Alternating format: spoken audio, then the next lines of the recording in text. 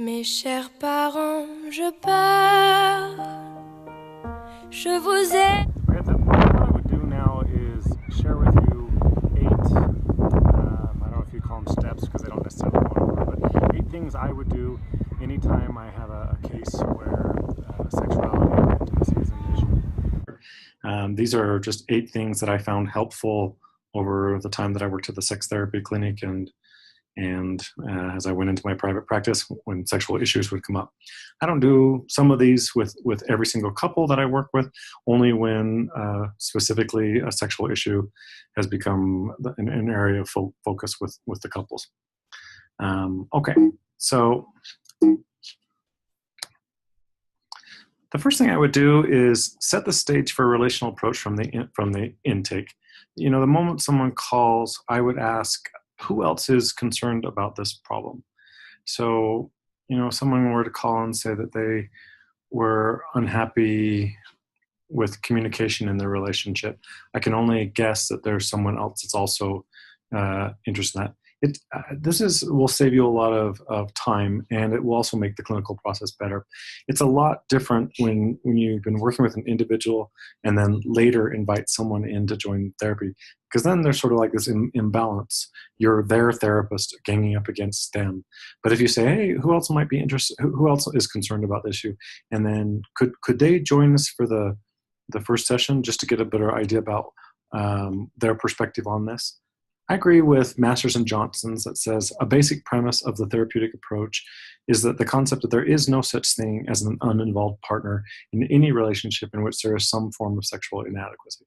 So particularly when it's around a sexual issue, like someone might want to come in and just, you know, they may think of having erectile difficulties as an individual issue, but if there's a partner that's also concerned about that, my ability to be helpful to them as a couple increases if I can have both people come in.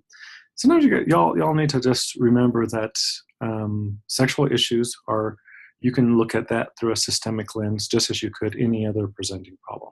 So step number one, set the stage for a relational approach from the intake. Okay, the second item I would do is assessments. There are a lot of different assessments available that can help you just get a baseline or sort of a little bit more context about the nature of the problem that the individual or the couple is experiencing. I'll share a few that I find useful. First off, I'm going to talk a lot more about this later, but I would once I've identified that sex, the issue of sex is going to be a significant component of the focus of my clinical work, then I would conduct a sex history. I don't conduct a sex history with all couples, only when that issue is of particular importance. One of the things I would do is use the index of sexual satisfaction, and I'll tell you another one that I pair that with a little bit later. One of the assignments for you to do this week is to fill out and score the ISS. I want you to feel really comfortable in doing that. So I'll have you do that, and then you can ask me questions about its use or about how to score it. Another one I find useful is the dyadic adjustment scale, the DAS. And then I should have put this in a different order. I like to pair the index of sexual satisfaction and the personal assessment of intimacy and relationships, the pair. I like to give both of those to couples in particular, because I think a common presenting issue is that one member of the relationship is wanting more sexual satisfaction and one is wanting more intimacy. If you think about like recursive patterns, that's a fairly common one that exists. I think I also use often the Beck Depression Inventory, just because I think depression can have it can impact in a number of ways the people's sexual functioning. And then if I were to add another one, I would add one that measures anxiety. Anxiety is highly linked with challenges in sexual functioning. Okay, the third thing that I would pay attention to is making sure the moment I know that there's a sexual issue, a sexual difficulty going on, that I make a medical referral and I consult with physicians. For in many instances, this is you could think of this as an ethical duty. So here's a scenario. Imagine that you're working with a client, say with erectile difficulties, and you think of it through your systemic sort of perspective that it's something that's going on with the couple, and you work from that angle. And then months later, they go to the doctor, and then they find out that they have cancer, or they have some sort of spinal difficulty. I mean, here's just some example: nervous system, circulatory system, the endocrine system. There could be anatomical or physical factors. It could be some of the medications that they're taking, and so forth. So you actually could put yourself up for being sued for not providing competent care because you didn't rule out this. And now, once you've referred someone to a doctor, that doesn't mean that that you wouldn't have work as a therapist. Actually, you have a unique skill set that's different from doctors that can really complement their work. It's also good business sense. By the time I left New York, I would say the majority of my referrals were coming from gynecologists, because I was able to help clients to be working through some of these issues in a way that doctors actually don't have time to do.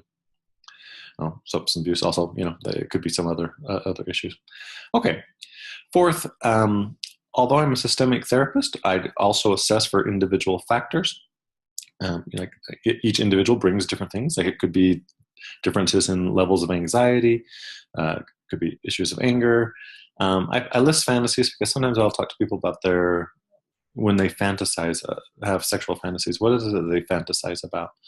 There can be themes. Like if I knew someone was only sexually excited when sex was paired with violence, I'm probably going to approach the clinical issue differently than if someone only has fantasies about watching from afar or secretly videotaping. Like if there's differences like that, then it's important for me to know. Social cultural factors. You can have a couple where each individual comes from a very different social cultural background.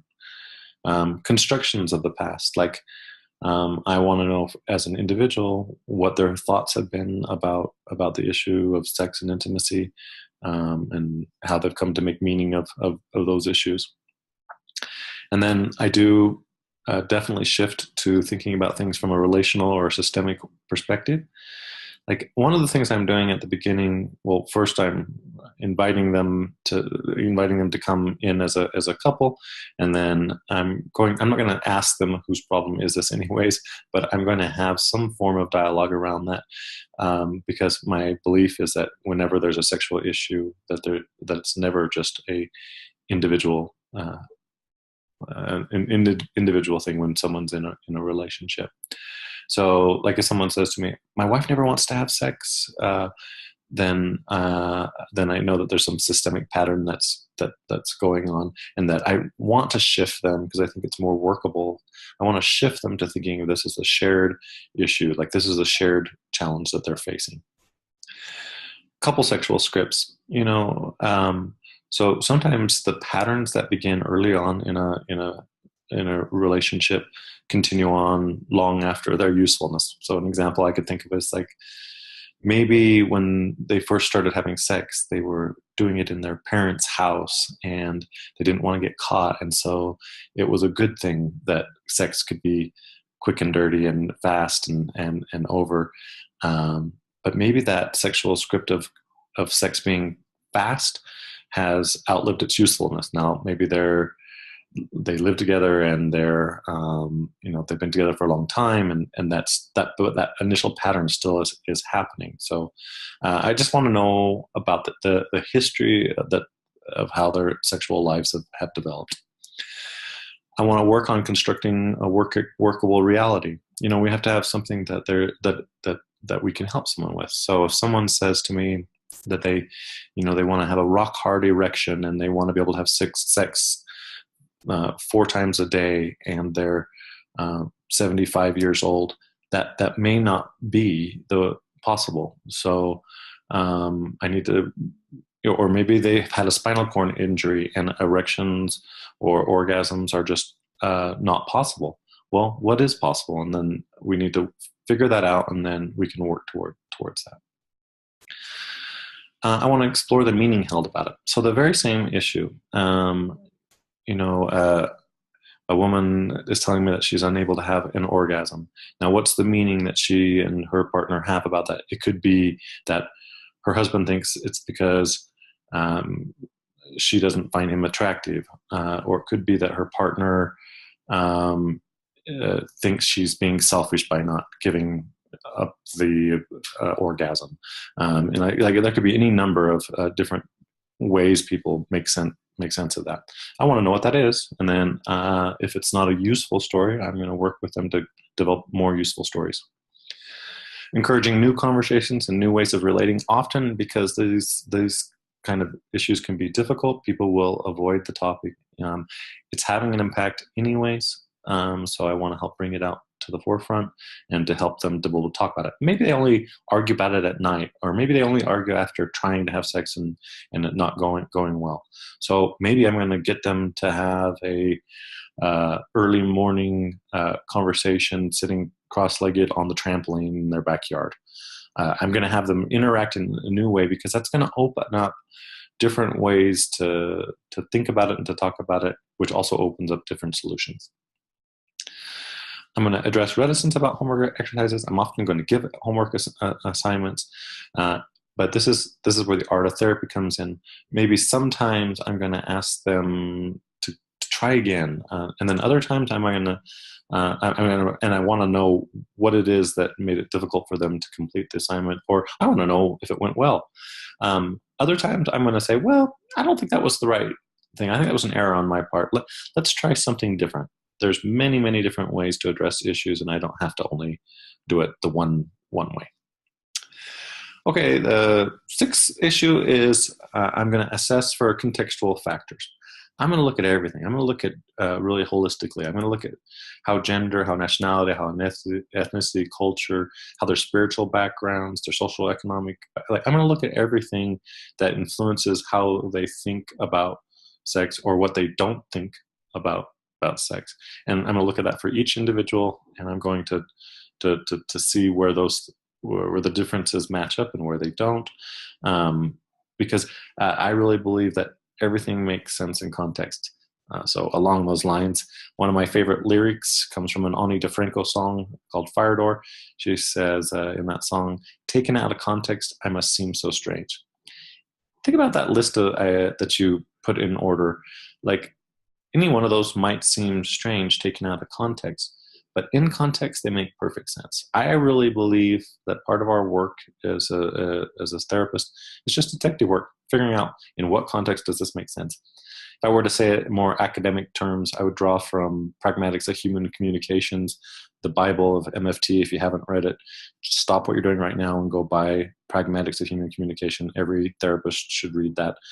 And one of the quotes I like from it is, "A phenomenon remains unexplainable as long as the range of observation is not wide enough to include the context in which a phenomenon occurs.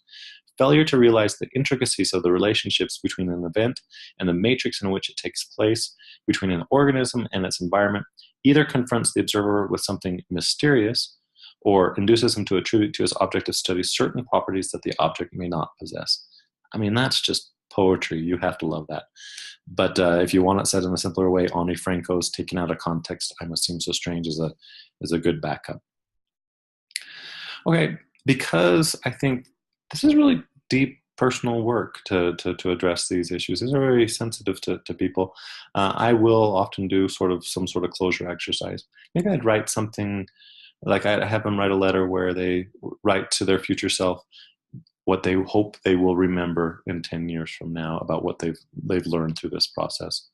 Maybe I'm going to do some sort of closure exercise where, I don't know what to call it, but a balloon exercise. Like you put all of something that's negative, or all of the problems, in a balloon, in a helium balloon, and then you actually go outside and let it go.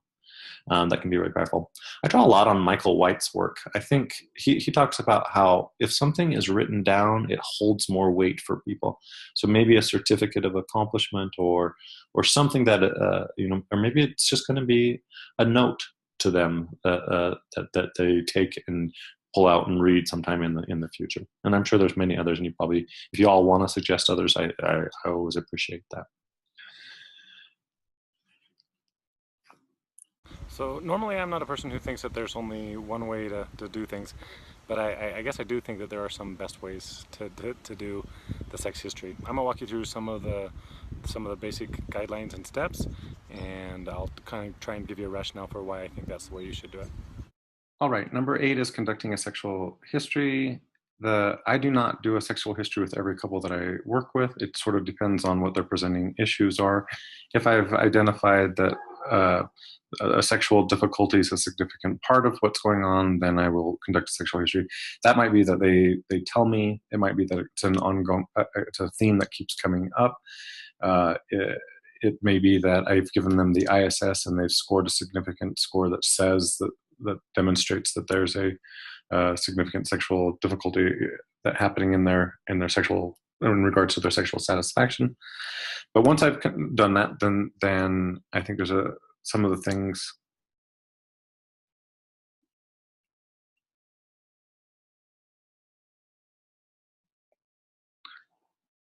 Okay.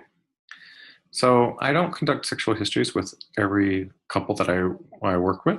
It's only when that's a significant issue that's part of what they're coming into therapy for.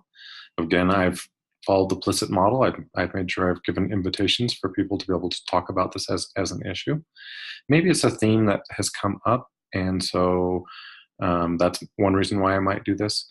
It may be that I've given them the ISS. They've scored a score that says that the issue of sexual satisfaction is a significant concern. And it may be just that's what the presenting problem is about. So once I want to give a little bit background about where I think you need to be in order to conduct a sexual history. First is about therapist attributes. My hope is that this course will prepare you at the cognitive level, because I believe that practitioners need a sound and comprehensive information base about human sexuality, including anatomy, including human development, systemic factors, sexual behavior, sexual health, and society, and the way that the context of society and culture influences people's sexual functioning. I'm hoping that this course gives you that basis, and that you, of course, continue to seek out educational opportunities. I also think that there needs to be sort of an attribute level that you need to be working towards around attitudes around sexuality. Practitioners need to have the opportunity to develop an awareness and understanding of their own sexuality in order to increase their comfort level in addressing sexual concerns. Sex therapists should demonstrate an ability to serve clients with diverse values, beliefs, and lifestyles in the communities that they serve.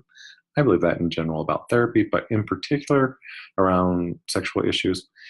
Really just, you have to understand that people are coming to you and maybe sharing something with you that's very intimate and personal, and you may be the first person, the only person that they've ever told about that.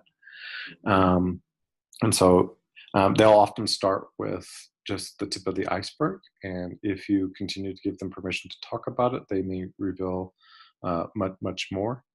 And if you're anxious and haven't sort of worked on that, then you can really shut people down, and which really can lead to them continuing to suffer with something that's addressable. So anyway, work on your openness in that area. Okay, the objectives of taking a sex history. The first is that you want to get a broad before a narrow overview.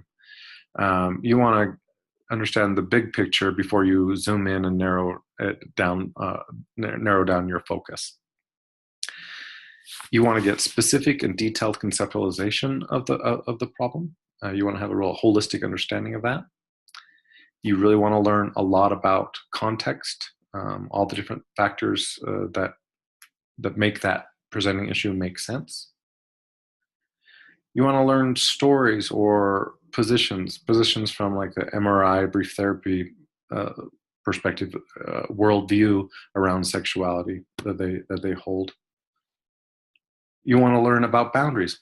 What is included? What is excluded? Is this a monogamous relationship? For example, is this a monogamous relationship? Do we only have sex with each other? Do we have sex with someone else together? Is oral sex part of our repertoire? What things are okay for us to do and what things are out of bounds? What are the intervening variables, prescriptions, abuse histories, etc.? So here's the basic recommendation I would give you. The first is two things. You're going to arrange for about an hour and a half to 2 hours, and you're going to do the sex histories individually. So I would say to a couple, okay, next week I want to do something a little bit different. I want to arrange for us to conduct a sex history, and I'm going to meet with you each individually. We'll need a little bit more time than normal, so I'd like to schedule for 2 hours. It may go an hour and a half or 2 hours. It varies a little bit. And then I also want them to know that the sexual history is used to gather a broad amount of information, which will be used to inform the focus in later sessions. And so it can be a little bit more fast-paced. I'm just going to be collecting information, and then later we'll come back and talk more about some of the things based on what we learn. I assume more of a clinical, medical sort of approach in that, I'm just going through a list. I'm collecting this data. I'm doing it sort of matter-of-factly. I'll ask questions in a very matter-of-fact manner. So when did you first start masturbating? And then tell me about the nature of your orgasms. How often do you engage in sexual activity? Are you attracted to people of the same sex? Are you attracted to people of different sex? So it's like I'm just going through, and I'm very conscious that my voice is matter of fact, as if we were talking about any other subject. Practice this, because I think it's really important that you don't allow your anxiety to become their problem, and that can happen if you're not comfortable with the material.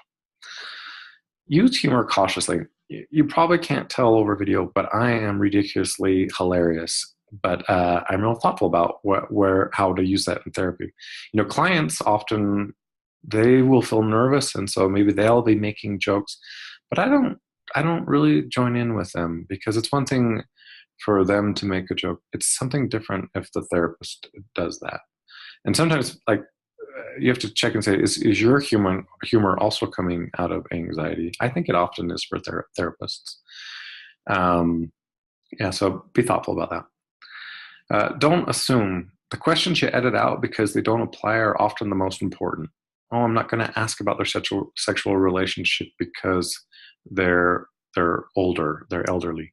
Or I'm not going to ask about oral sex because they're Republicans. Or I'm not going to, whatever it is, whatever your story is, I'm not going to ask about sexual orientation because he's a priest, or because, whatever your assumptions are, they're often wrong. And so just ask every question. Of course, I'm going to know my sex history well enough. I'm not going to ask a man about menstruation, or I'm going to be able to adjust it as needed, but I'm not going to edit out because I have an assumption that it doesn't apply to that particular person. Don't fall into the trap of having each question be an entire session. It's completely possible to do that. Beginning when people first begin using the sex history, that often happens because they think, oh, this is so important. But what if you spend, an entire session or 6 sessions on question number 2, and only later find out that question 23 would have really helped you understand what was actually going on, but you didn't get to it because you spent all the time on question 2 or whatever question it is I said. So those are some basics, and attached is a sex history. And I will ask you to print it out, and then I want you to practice, hopefully with each other, and then role-playing how you think a client would answer.